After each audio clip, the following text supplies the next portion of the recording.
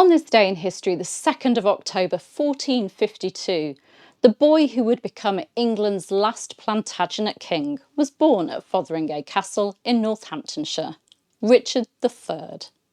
I'm Claire Ridgway, and today we'll trace Richard's short, stormy road from noble son to fallen king, and the remarkable afterlife of his story. Richard was the youngest surviving child of Richard, 3rd Duke of York, and Cecily Neville, the Rose of Raby. Born into the heart of the Wars of the Roses, he grew up in a family convinced of its right to rule. In June 1483, after the death of his brother Edward IV, Richard claimed that Edward's marriage to Elizabeth Woodville was invalid on the grounds of a pre-contract to Eleanor Butler. And so Edward's sons, the boy king Edward V and his younger brother Richard, were illegitimate. Richard accepted the crown and was crowned on the 6th of July 1483 at Westminster Abbey. He married Anne Neville, daughter of the mighty Earl of Warwick. Their only legitimate child, Edward of Middleham, was acknowledged as heir. Richard also had 2 acknowledged illegitimate children, John of Gloucester and Catherine Plantagenet. Richard's hold on the throne was challenged almost immediately. In September 1483, Henry Stafford, Duke of Buckingham, rebelled with the aim of replacing Richard with the exiled Henry Tudor, Earl of Richmond.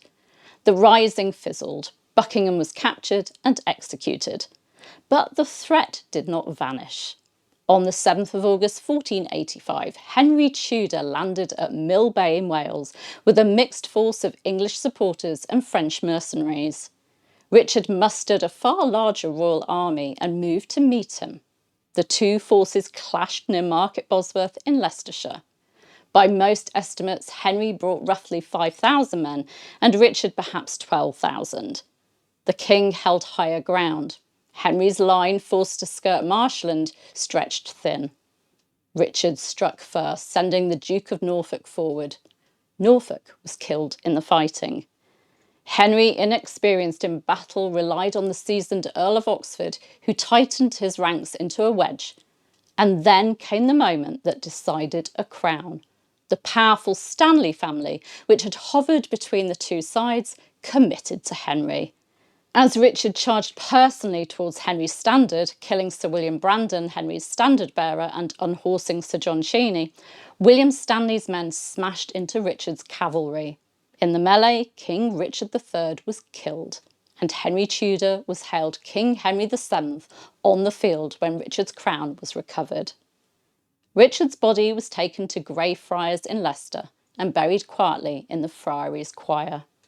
Centuries later, in 2012, archaeologists digging beneath a Leicester car park uncovered human remains.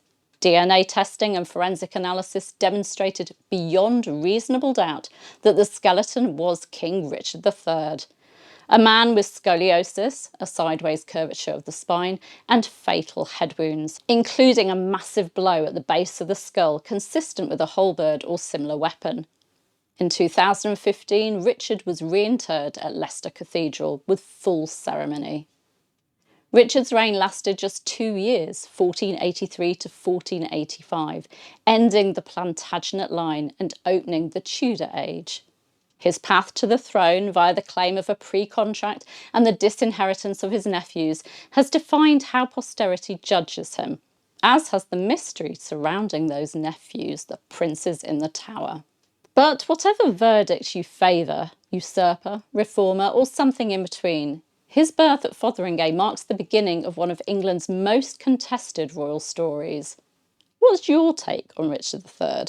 Pragmatic protector, ruthless usurper, courageous warrior, or a product of his brutal times? Do tell me in the comments. And if you enjoyed this on this day, please do like, subscribe and ring the bell for more daily Tudor and late medieval history.